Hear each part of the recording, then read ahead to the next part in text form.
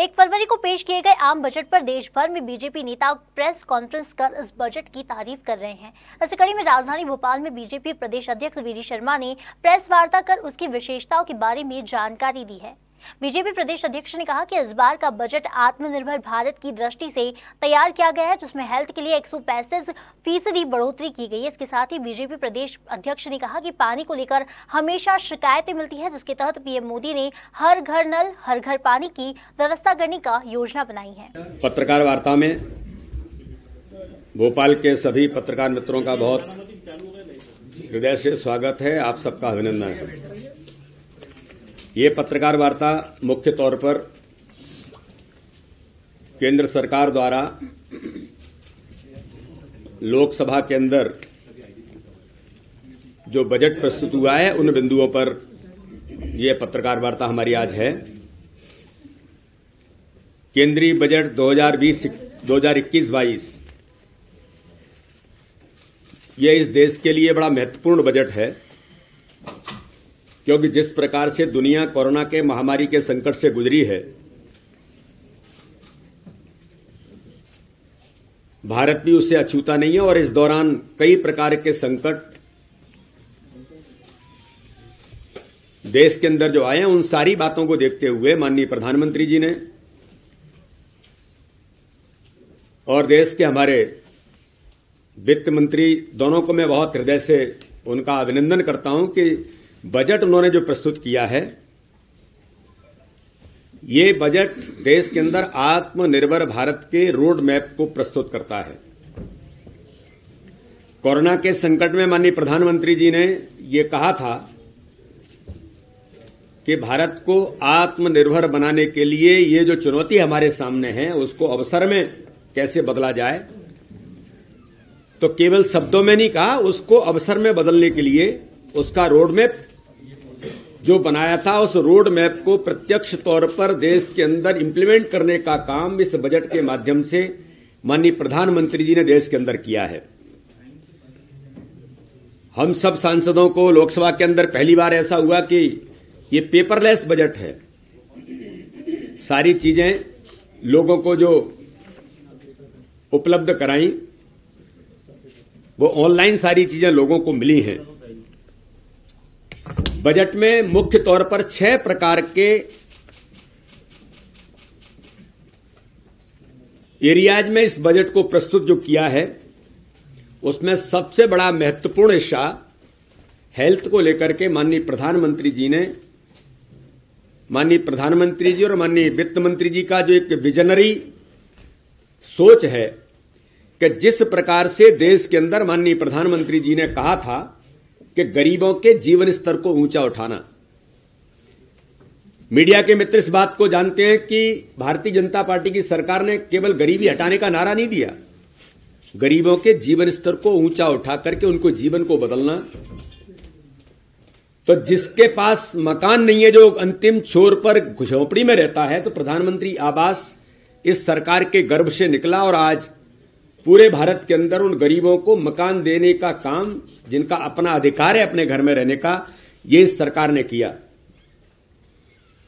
उज्ज्वला योजना के माध्यम से लोगों के जीवन स्तर को ऊंचा उठाने के, उन माताओं बहनों के लिए जिस प्रकार से उज्ज्वला गैस जो सिफारिशों के आधार पर मिलती थी, दृश्य बदल दिया भारत का माननीय प्रधानमंत्री जी ने। तो इसी प्रकार से देश का आम जन, गरीब आदमी, गांव का आदमी स्वास्थ्य को लेकर के वो चिंतित न हो।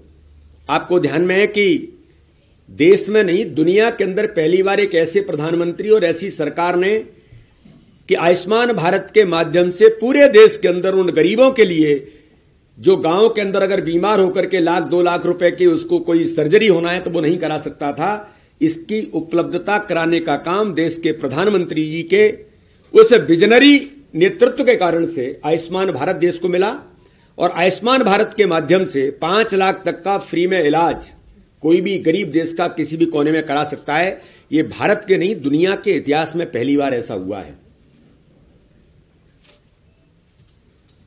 इस बजट के अंदर भी जो मैं कहना चाहता हूं, इसका उल्लेख मैंने इसलिए किया है पृष्ठभूमि का, कि अब माननीय प्रधानमंत्री का टारगेट है कि देश के अंदर स्वास्थ्य की दृष्टि से कोई व्यक्ति अपने आप को असहाय महसूस न करे, हर प्रकार से व्यक्ति स्वस्थ बनेगा। जो स्वामी विवेकानंद कहते थे ना कि खेलने से आदमी स्वस्थ बनता है, और स्वस्थ बनता है तो उसका स्वस्थ दिमाग उसके मन के अंदर होता है, और जिसका स्वस्थ दिमाग होता है वो देश के लिए भी स्वस्थ तौर पर पॉजिटिवली काम करने का प्रयास करते हैं। तो स्वास्थ्य सेवाओं में भारत के इतिहास में पहली बार कितना 135% बजट के अंदर वृद्धि होना, यह एक बड़ा माइलस्टोन है।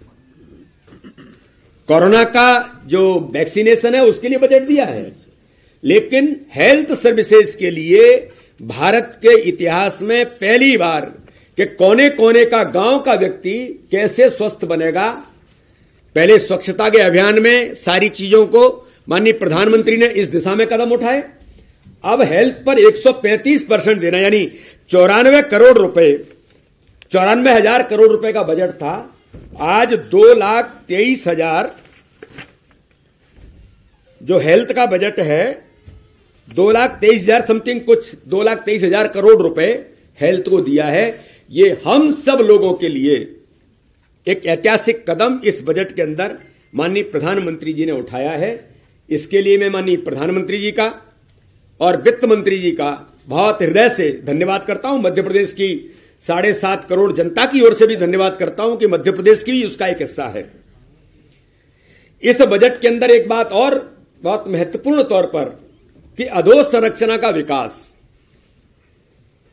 जब देश के प्रधानमंत्री श्रद्धेय अटल बिहारी वाजपेयी जी थे, तब उन्होंने इस देश के अंदर कहा था कि भारत का कोई गांव ऐसा नहीं बचेगा जो रोडों से नहीं जुड़े।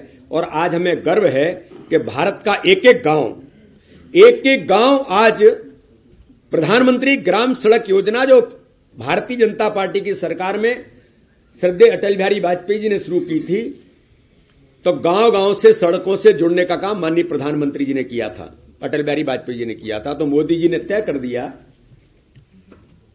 कि जल जीवन मिशन के माध्यम से जल शक्ति मंत्रालय अलग बनाकर, पानी भी लोगों की एक आवश्यकता है। मैं तो बुंदेलखंड का सांसद हूं, हर क्षेत्र में पानी को लेकर के लोग मांग करते हैं, पानी चाहिए, जीवन के लिए पानी महत्वपूर्ण है।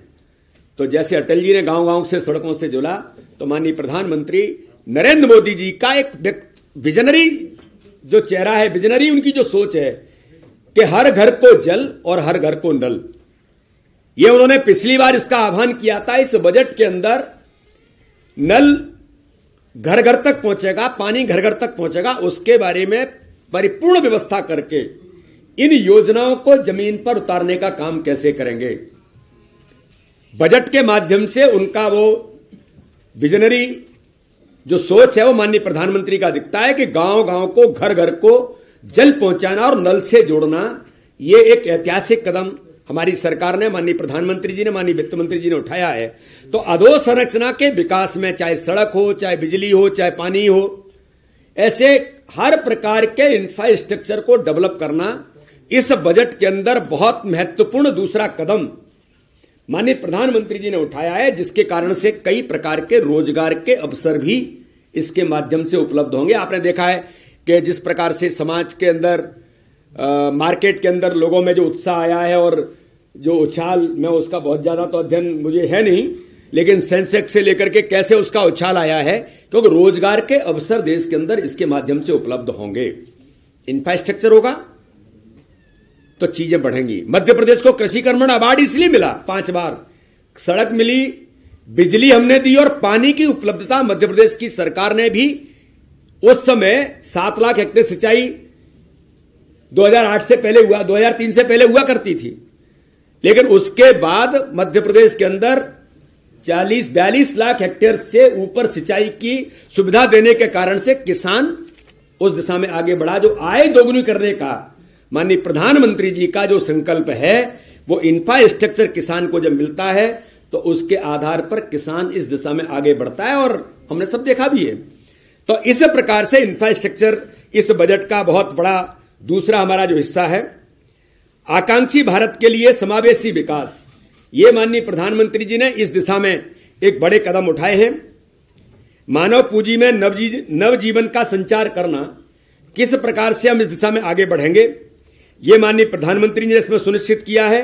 रिसर्च पर शोध के मामले में देश के अंदर, क्योंकि विजनरी जब नेतृत्व होता है, कमिटमेंट वाला नेतृत्व जब होता है, जब ऐसा नेतृत्व होता है जिसके मन की आकांक्षा होती है कि दुनिया को हम लीड करें, तो माननीय प्रधानमंत्री की उस सोच के कारण आज हमें गर्व है कि कोरोना के महामारी के संकट में रिसर्च में भारत सबसे आगे निकल करके कोरोना वैक्सीन में, चाहे वो अमेरिका हो, चाहे चाइना हो, चाहे और भी दुनिया के देश हैं जो अपने आप को शक्तियां कहते हैं, लेकिन भारत इन सब में महाशक्ति बनकर के उभरा। और आज हमें गर्व है कि 21 देशों को केंद्र की सरकार ने कोरोना की वैक्सीन को सप्लाई करने का काम किया है। दुनिया का ताकतवर देश इजराइल ताकतवर देश है, उसके प्रधानमंत्री ने भारत के प्रधानमंत्री की और भारत की सरकार की प्रशंसा की है। इसलिए की है कि उन्होंने हमें वैक्सीन दिया, इसके लिए मैं भारत का आभारी हूं। यह सामान्य घटनाएं नहीं है। तो इस दिशा में एक लीड करने का काम माननीय प्रधानमंत्री जी ने पूरे दुनिया के अंदर जो किया, यह हम सब लोगों के लिए एक ऐतिहासिक कदम है।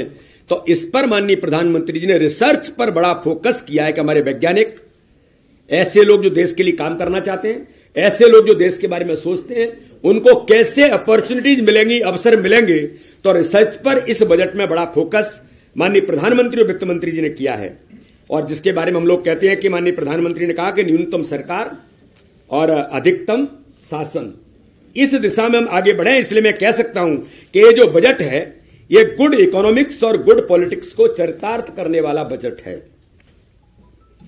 इसके माध्यम से हम गुड गवर्नेंस देने का काम, जो माननीय प्रधानमंत्री जी का संकल्प है, जिसका सपना अटल बिहारी वाजपेयी जी ने इस देश के अंदर देखा था, तो गुड गवर्नेंस और इसके अंदर गुड इकोनॉमिक्स जो शब्द मैंने उपयोग किया है, और इसी प्रकार से एक अच्छी राजनीति करना, देश के अंदर सार्थक और पॉजिटिव पॉलिटिक्स करना, यह इस बजट के अंदर भी चरितार्थ होता है। इसलिए यह बजट एक प्रोग्रेसिव और प्रोएक्टिव बजट है, जिसके माध्यम से हम देश के अंदर आगे बढ़ने का प्रयास हम लोग कर रहे हैं।